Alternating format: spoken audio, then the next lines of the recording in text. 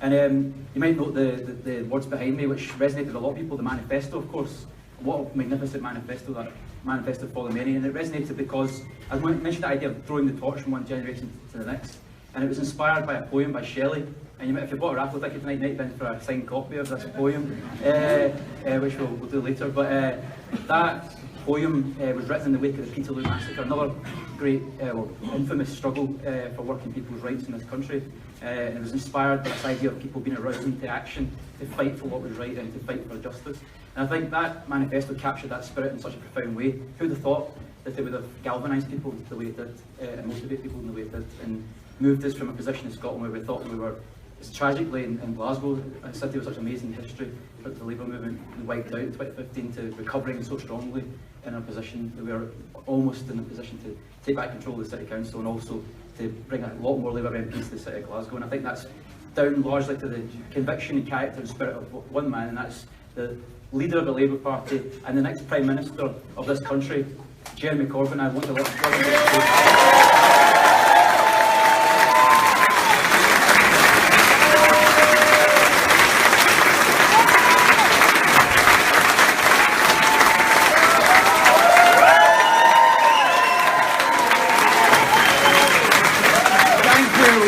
Thank you, all of you, for coming along tonight.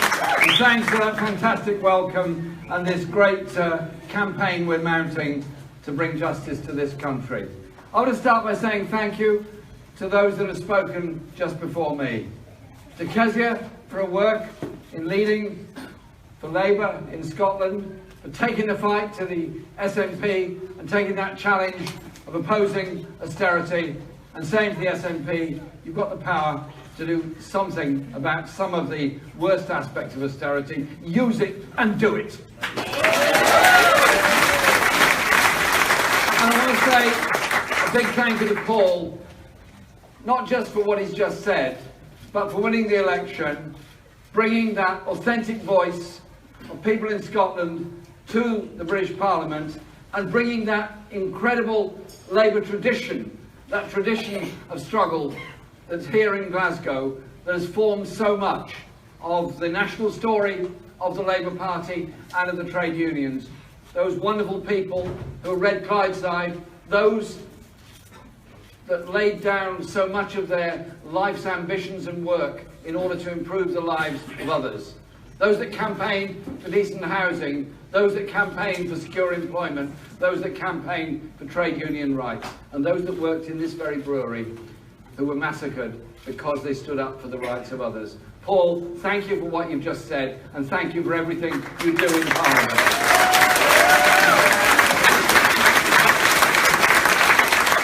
And I was deeply moved by what Pam has just said. The way in which she puts her case, the way in which she puts so realistically, so really and so graphically that people with disabilities, whatever their disability, have a place and an opportunity and support.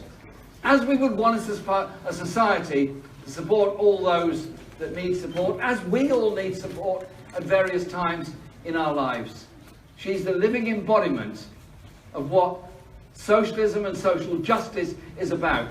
And I'm just heartbroken that for a mere 1,061 votes, she's not a Member of Parliament at the moment.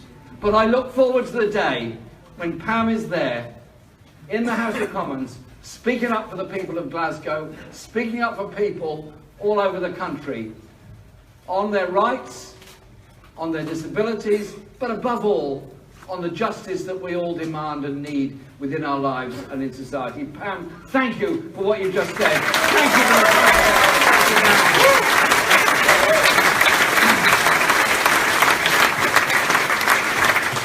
And a special welcome to the waspy women of Glasgow are here tonight.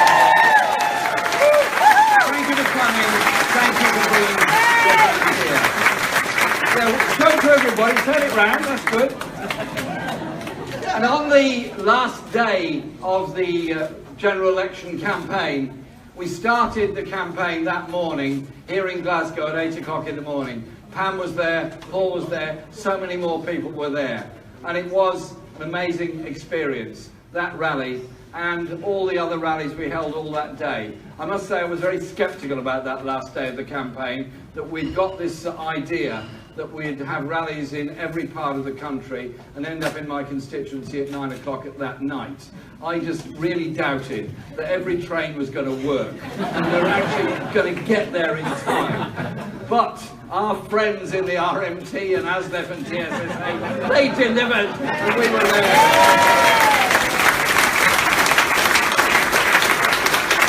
And you know what? We arrived in my constituency 15 minutes early, and we had those fantastic rallies and support all around the country. But the general election campaign was something that's going to go down in the history books. Because you remember what was being said in April, when Theresa May decided to call the election on the basis she needed a strong mandate and she needed to be strong and stable, and she was offering strength and stability. We heard a great deal about strong and stable and strength and stability and strength, you know, any version of it really. We heard lots about all of that, and every expert on the planet queued up to write us off and write off Labour and write off what we were saying in the campaign. But two things happened. We produced a manifesto for the many, not the few.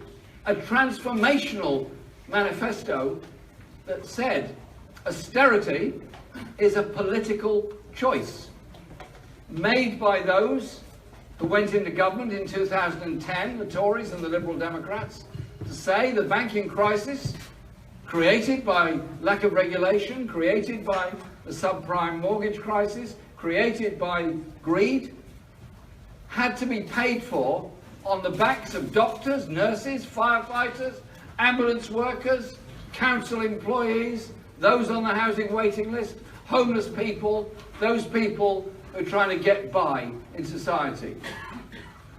They tried to do that. And over the past 7 years, we've seen the effects of it. And what our manifesto did was said, we're calling time on that style of economics. We're calling time on that kind of triangulation politics. We are offering something different. An economy that would invest for all, that would be proud to provide health care for all, and proud to provide hope and opportunities for young people, and to challenge that economic narrative we've had for so long. Those wonderful experts that say, really sorry about the younger generation. They look really sorry as well when they say it. Really sorry, but you know, when you grow up, you're going to have to pay for education. When you grow up, you're going to have to pay for health care. When you grow up, you better get yourself a pension sorted out and forget about council housing or any of those things, because none of that is going to be there.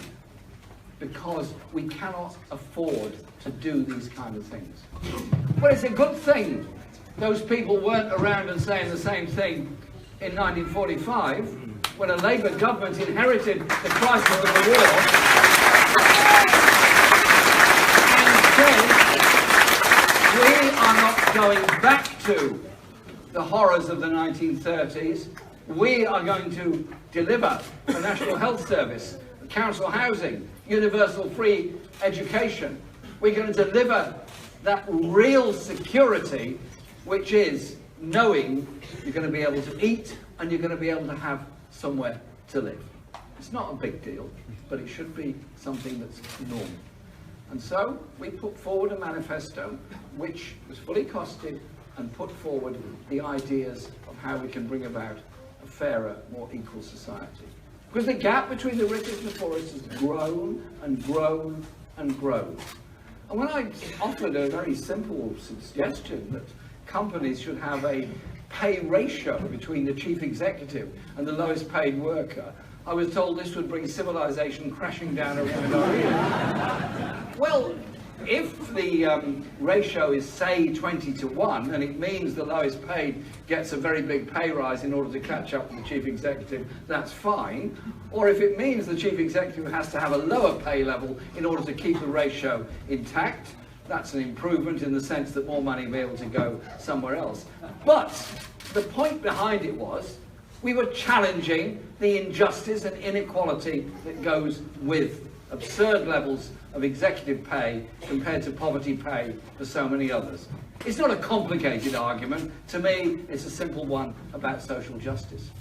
And so when we put those arguments forward, there was a resonance. People came forward. People came out and joined in our campaign.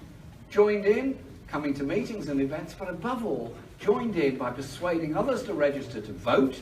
2 million more people joined the electoral register in the very few weeks that were available to register to vote. And they joined in the political debate and discussion. Was there ever a time when the politics of the election campaign were being discussed in cafes and pubs and buses and trains and on the street than there was in the election that's just gone by? That's because we, all of us here, and tens of thousands more all over the country, joined in that same conversation. And the result wasn't the one I wanted. I wanted us to have a Labour government with an overall majority. But we did increase the vote for the Labour Party across the whole of the UK by 3 million. The biggest increase in support at any election since 1945. That is so,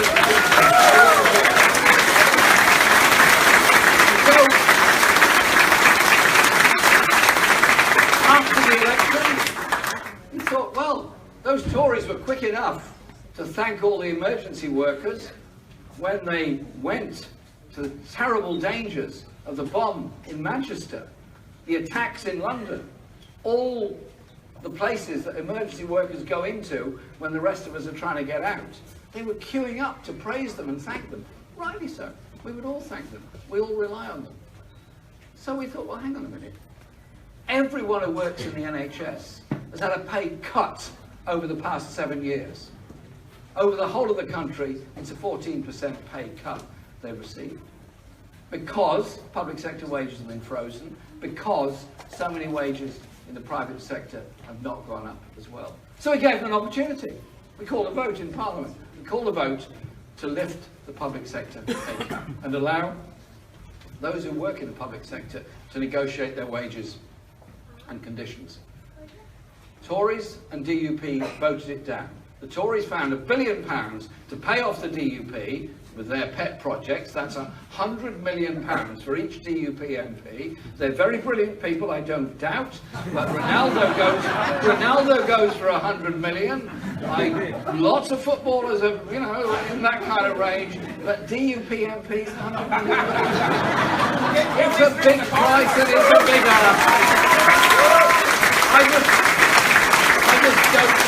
I just don't see it. I really don't. So we gave them that chance, and they voted it down. They are going to rue that day, and we're going to make sure they rue that day. And we're going to go back and back again. Because it is about justice and equality in our society. So we're mounting a campaign to force them back.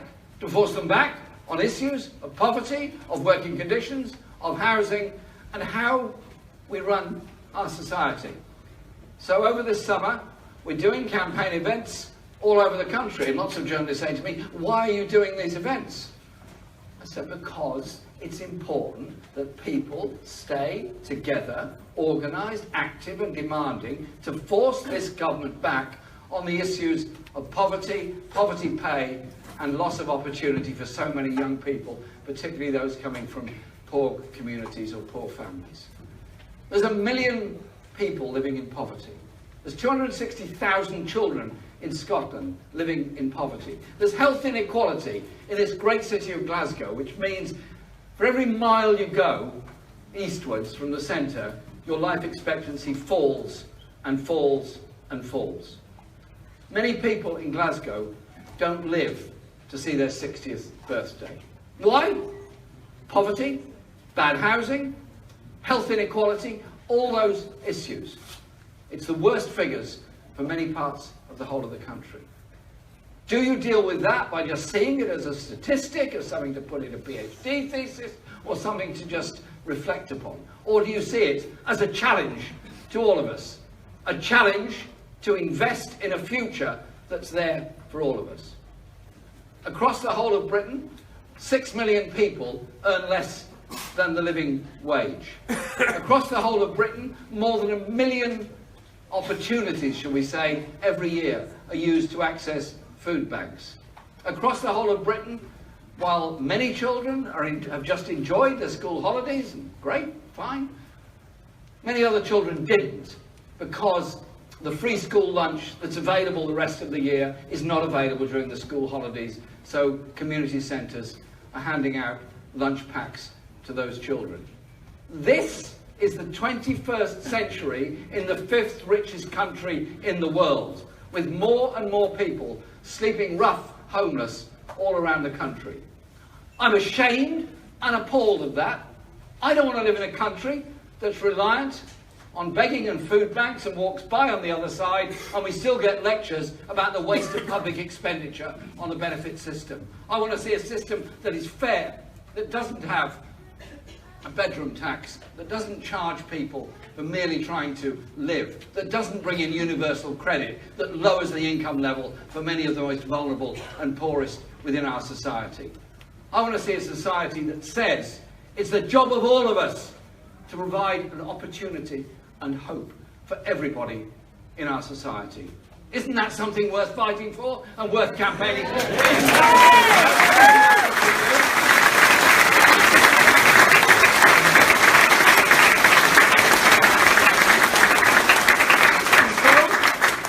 People say, well, in your manifesto you promised to end student fees in England for colleges, adult education and universities. You promised to refund the education system properly, and you've made a lot of complaints about the loss of college places in Scotland, and I still do make those complaints. And they say, well, all this is going to cost a lot of money. The National Investment Bank will cost a lot of money. Yeah, I accept that. I accept that the health crisis cannot be ignored. There has to be investment in the National Health Service, in social care and in our mental health services.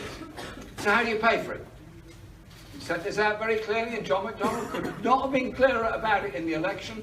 The only party to produce a fully costed manifesto. Remember the book that he produced on that. We said, yes, we will raise taxation for the biggest businesses, the biggest corporations and the richest people in our society, so that the rest can get the opportunities they're denied by the poverty created by the austerity you have imposed since 2000.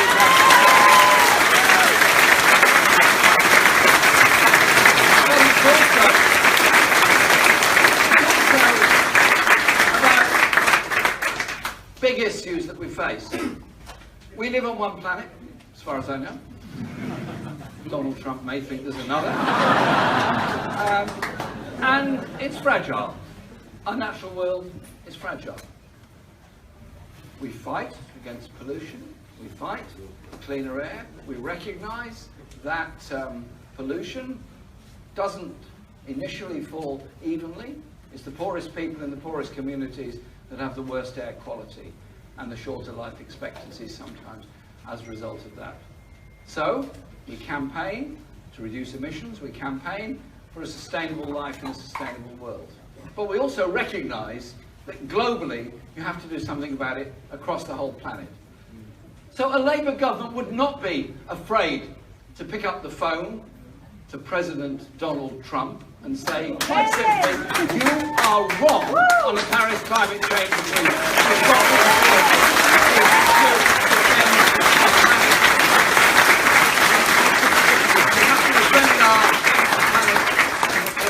goes with it. And we would also be quite open in simply saying, when the Ku Klux Klan and the fascists arrive in Charlottesville, the whole world should condemn them, as if Martin Luther King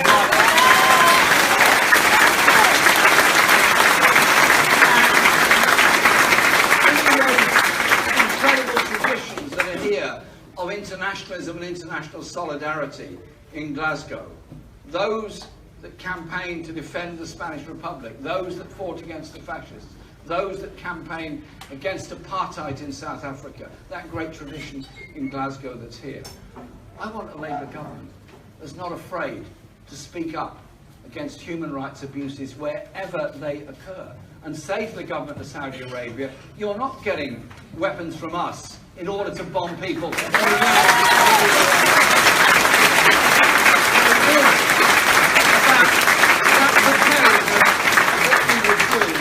Government and how we bring that about. Our movement was built by very brave and far-sighted people. That's how the vote was won. That's how women, by their own actions, won the right to vote. That's how we got a national health service. That's how we got a national insurance system and so many other things within our society. If we go down the road of free market economics, go down the road, greater inequality and injustice, the whole situation gets worse and the society becomes much more brutal. Or we say, we are a community of people. We support and care for each other. We care for our children and want them to have the very best. We care for those that need support, and we give support to those older people who need help in order to survive. That is what the strength of a community is about. Our party was built on that. Our election message was about that. Our message now to this Tory government is, you're on notice. You're on notice about poverty. You're on notice about poverty pay. You're on notice about injustice and inequality. We are serious about investing in the future for all. We're serious about a £10 an hour living wage for all, to deal with the poverty that so many in work suffer at the present time. That's why we're campaigning. That's why we're bringing people together. But it's also about artistic and creative endeavour for all, giving all our children that chance to dream, to think, to learn music, as well as the economic opportunities that open up for them. That's what the Labour movement is about. I'm very proud to lead our party. I'm very proud of what we achieved in the election, but it wasn't quite enough. That's why we're going all around the country with this message of unity, of hope, of determination, and above all one, of building that decent, just society in a world where a government is determined to achieve peace and justice in this whole planet. That is what we're about as a Labour Party. That's what we're about as a Labour movement. And that is why I'm so grateful to all those people that have come on board and joined us, worked with us in this campaign, and are working so hard on lots of local issues and local campaigns, which strengthen us all for the bigger prizes that lie ahead. Thank you very much for coming tonight.